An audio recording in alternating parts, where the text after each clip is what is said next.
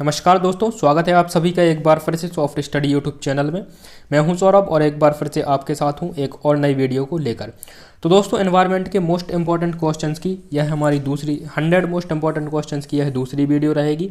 इससे पहले 100 most important questions की एक वीडियो में 50 क्वेश्चंस को डिस्कस कर चुके हैं और ये सेकंड वीडियो है, तो इसमें भी हम लोग 50 क्वेश्चंस को डिस्कस करेंगे और ये सभी क्वेश्चन मोस्ट इंपॉर्टेंट होंगे आपके एमपी टेट वर्ग 3 एग्जाम पॉइंट ऑफ व्यू से। तो वीडियो को शुरू से लेकर एंड तक पूरा देखिएगा। वीडियो पसंद आए तो ज़्यादा से ज़्यादा लाइक करें, शेयर करें और वीडियो के अंत में एनवायरमेंटल पेडागोजी कुछ क्वेश्चंस को भी कवर किया गया है, तो उन्हें भी देखना आप ना भूलें।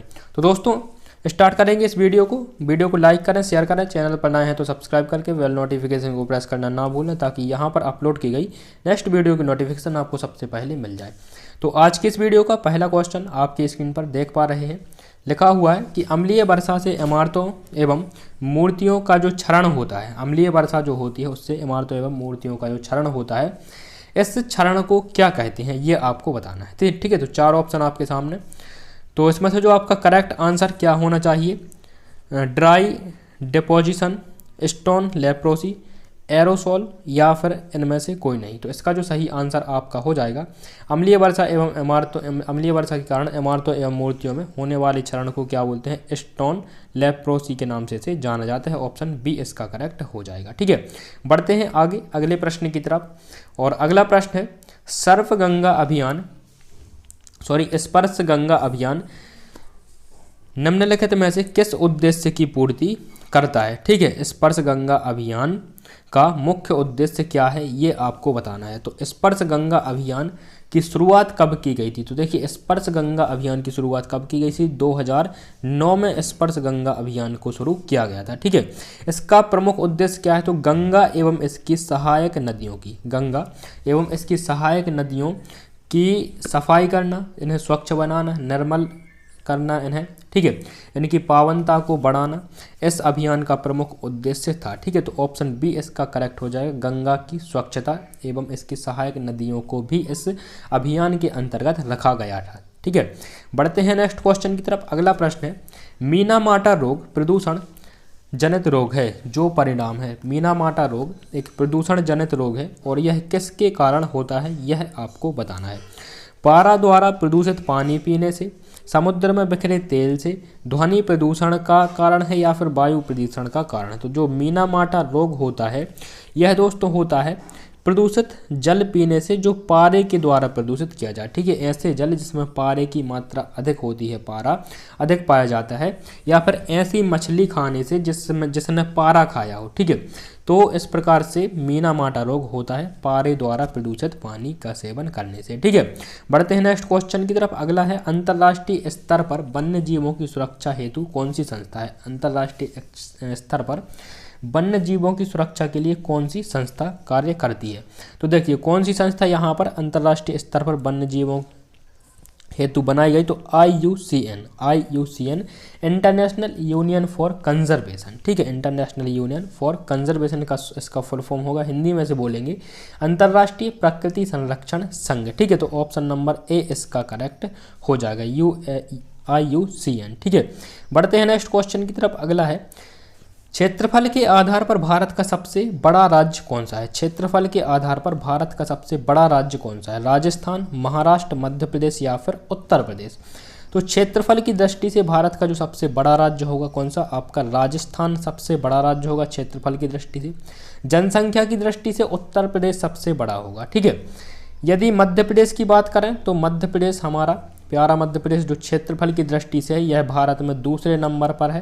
ठीक है, और जनसंख्या की दृष्टि से 5वें नंबर पर है। ठीक है, तो ये भी आपको याद रखना है।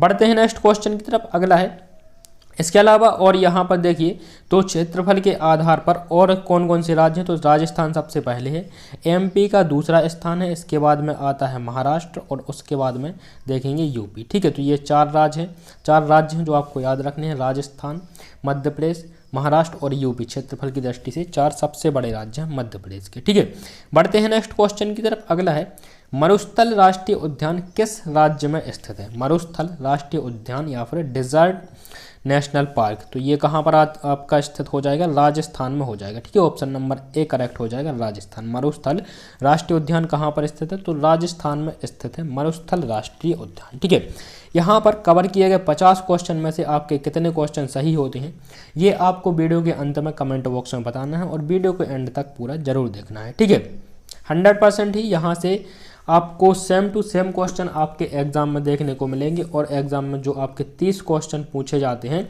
30 क्वेश्चन में से बहुत से क्वेश्चन आपको इन 100 क्वेश्चन में से देखने को मिलेंगे। ठीक है, तो वीडियो के एंड तक पूरा देखें। इसके अलावा यदि आप टॉपिक वाइज क्वेश्चन को कवर करना चाहते हैं तो टॉपिक वाइज के लिए आप चैनल को विजिट कर सकते हैं। बहुत से लगभग 40 से 50 वीडियोस आपको मिल जाएंगी एनवायरनमेंट में जिसमें टॉपिक वाइज क्वेश्चंस को डिस्कस किया गया है, तो आप उन वीडियोस को जाकर देख सकते हैं। ठीक है, नेक्स्ट क्वेश्चन है, कौन सा राज्य साइबेरियाई सारस के लिए आदर्श निवास है? मध्य प्रदेश में कौन सा राज्य है जो कि भारत में कौन सा राज्य है जो कि साइबेरियाई सारस के लिए आदर्श निवास है?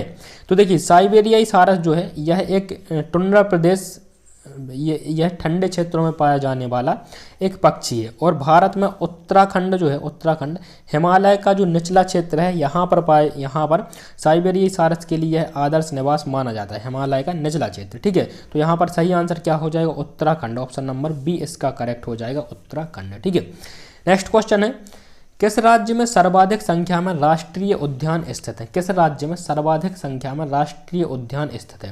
तो देखिए दोस्तों, अपना जो मध्य प्रदेश है, मध्य प्रदेश में सर्वाधिक संख्या में राष्ट्रीय उद्यान है और मध्य प्रदेश में राष्ट्रीय उद्यानों की संख्या कितनी हो चुकी है? 35 हो चुकी है। ठीक है, राष्ट्रीय अभ्यारण्य, यहाँ पर बात हो रही है किसकी? राष्ट्रीय उद्यान की। ठीक है, तो राष्ट्रीय उद्यान मध्य प्रदेश में कितने हैं?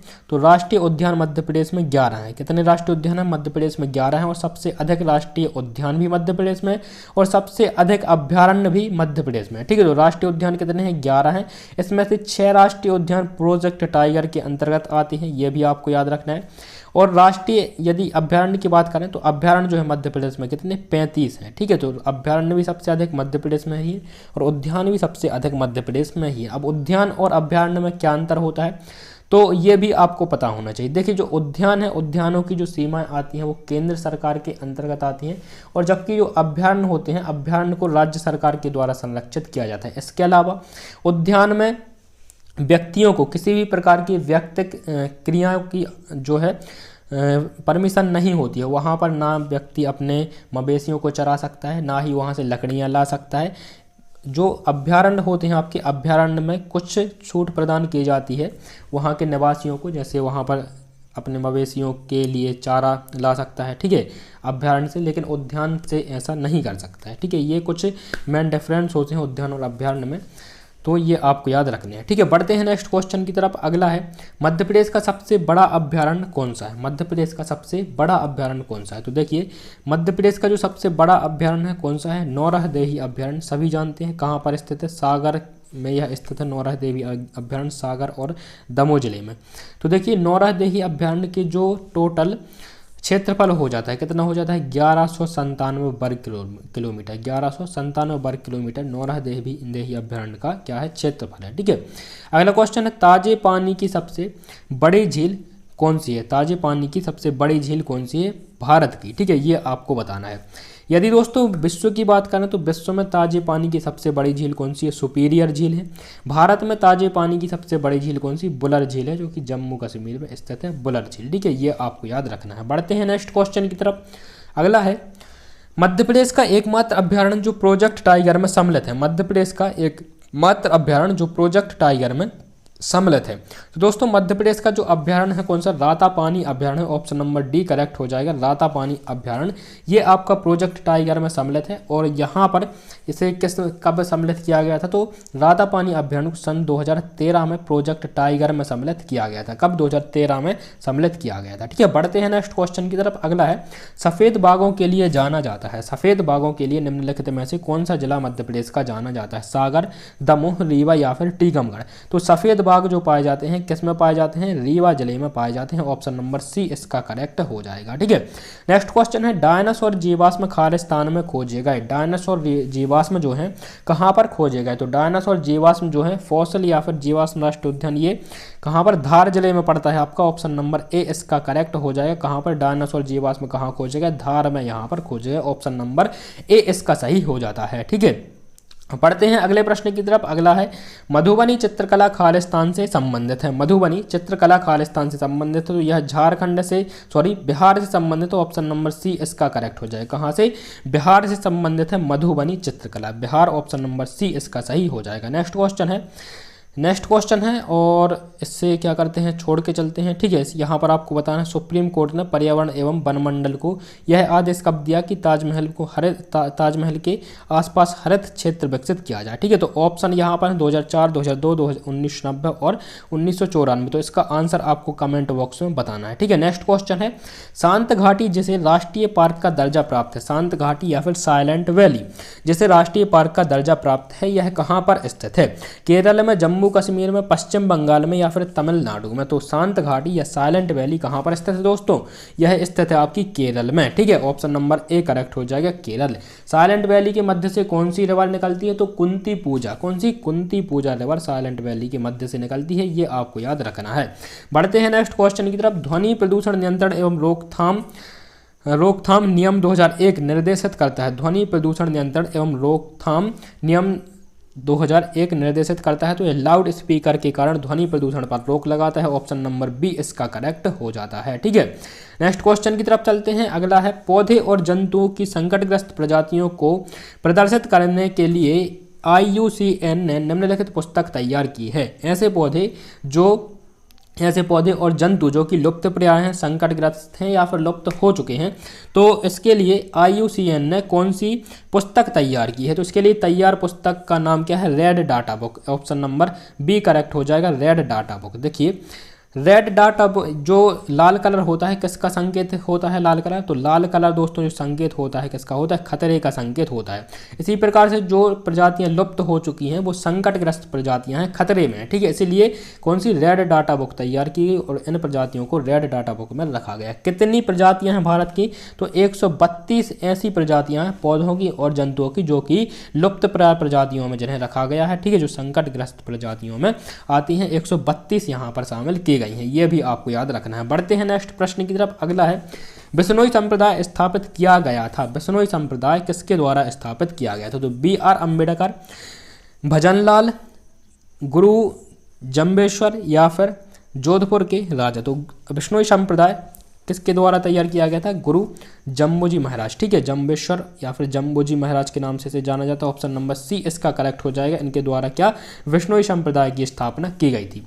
बिश्नोई संप्रदाय कितने, 29 पंथों से मिलकर बना है। इसमें 20 + 9 बिश्नोई। ठीक है, इस प्रकार से बिश्नोई कहा जाता है। ठीक है, नेक्स्ट क्वेश्चन है। अगला है निम्नलिखित में से किस गैस के कारण पत्तियों का सिकुड़न, पत्तियों का गिरना तथा आकार में छोटे होना पौधों में पाया जाता है। ठीक है, तो किसके कारण यहाँ पर ऑप्शन जो सही हो जाएगा ऑप्शन ए। ठीक है, SO2 सल्फर डाइऑक्साइड जो होता है इसके कारण पौधों की पत्तियां सिकुड़ने लगती हैं और गिरने लगती हैं। ठीक है, बढ़ते हैं नेक्स्ट क्वेश्चन की तरफ। अगला है पानी में जाने वाले रेडियो सक्रिय पदार्थ का अंश कारण बनता है। पानी में जाने वाला, यदि पानी में कोई रेडियो सक्रिय पदार्थ घुलता है तो यह किसका कारण बनता है। ठीक है, तो यह दोस्तों किसका कारण बनेगा, कैंसर का, आँख से पानी गिरने का, DNA विखंडन का या फिर ऑप्शन नंबर डी होगा उपर्युक्त सभी। तो इसका सही आंसर ऑप्शन नंबर डी होगा, उपर्युक्त सभी। यदि पानी में रेडियो सक्रिय पदार्थ घुलता है, रेडियो सक्रिय पदार्थ पाया जाता है तो कैंसर, आंखों से पानी गिरना, DNA विखंडन, इस प्रकार के लक्षण यह हो सकते हैं रेडियो सक्रिय पदार्थ के मानव की बॉडी में प्रवेश करने से। ठीक है, अगला है भारत में कितने प्रतिशत भूमि पर वन है। भारत में कितने प्रतिशत भूमि पर वन है, तो भारत में जो वन आच्छादित भूमि है कितने प्रतिशत है, यहाँ पर लगभग 30% भूमि है। ठीक है, तो ऑप्शन नंबर बी इसका करेक्ट हो जाएगा। ठीक है, 29.47 लगभग 30% भूमि है जिस पर वन पाए जाते हैं। ठीक है, नेक्स्ट क्वेश्चन है ग्रीन हाउस प्रभाव सर्वप्रथम पहचाना गया था। ग्रीन हाउस प्रभाव निम्नलिखित में से किसके द्वारा पहचाना गया था, तो ग्रीन हाउस प्रभाव जो पहचाना गया था ये किसके द्वारा, ग्रीन हाउस के द्वारा ही। ऑप्शन नंबर सी करेक्ट हो जाएगा, जीन बैप्टिस्टे ग्रीन हाउस। ठीक है, Jean Baptiste Greenhouse, option number C इसका करेक्ट हो जाएगा। इनके द्वारा ग्रीन हाउस प्रभाव सर्वप्रथम पहचाना गया। ठीक है, नेक्स्ट क्वेश्चन है, निम्नलिखित में इनमें से कौन सा वैश्विक तापमान के लिए जिम्मेदार है। निम्नलिखित में से कौन सा वैश्विक तापमान के लिए जिम्मेदार है। तो वैश्विक तापमान के लिए जिम्मेदार है chlorofluorocarbon, carbon dioxide, methane gas और ऑप्शन डी ये सभी। ठीक है, तो ये सभी जो होंगे आपके किसके लिए, वैश्विक तापमान के लिए जिम्मेदार हो जाते हैं। ठीक है, बढ़ते हैं नेक्स्ट प्रश्न की तरफ। अगला है, निम्न में से कौन अम्ल वर्षा में उपस्थित होता है। निम्नलिखित में से कौन अम्ल वर्षा में उपस्थित होता है। ठीक है, तो इनमें से कौन अम्ल वर्षा में उपस्थित होता है। तो देखिए HNO3, ठीक है, HNO3 नाइट्रिक अम्ल। ठीक है, जब सल्फर डाइऑक्साइड और नाइट्रिक ऑक्साइड ये जब आसमान में जाती हैं और ये दोनों मिलती हैं और मिलने के बाद में पानी के द्वारा, पानी में घुल के जब ये ज़मीन पर आती हैं तो उसे क्या बोलते हैं, अम्ल वर्षा बोलती हैं। और दोनों जब ये गैसें मिलती हैं तो इससे नाइट्रिक अम्ल बनता है। नाइट्रिक अम्ल का सूत्र क्या होता है, HNO3। ठीक है, यही जो होता है अम्ल वर्षा में उपस्थित होता है। ठीक है, आगे चलते हैं अगले प्रश्न की तरफ। अगला है, निम्नलिखित में से